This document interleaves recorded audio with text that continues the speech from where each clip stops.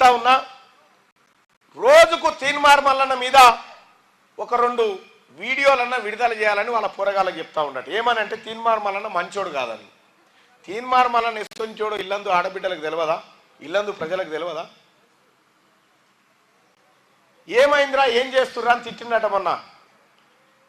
రోజు 2 తప్పుడు వీడియోలు చేయాలి తీన్మార్ మల్లన్న మీద అని తిడితే చేస్తున్నాం సార్ అని. మరి చేస్తే గట్టెట్లయితుందిరా, మళ్ళా జనమంతా మల్లన్న మల్లన్న అని ఎందుకు అంటుర్రా అంటే మేము వేస్తున్నాం కానీ వాళ్ళు నమ్ముతలేరు సార్ జనం అని చెప్పినట్టు. బర్రెకు సున్నం వేస్తే అవుతుంది అవుతుంది అక్క. బర్రెకు సున్నం వేసి ఇది ఆవని చూపిట్టే పోతా ఉన్నాడు టీఆర్ఎస్ పార్టీ వాళ్ళు.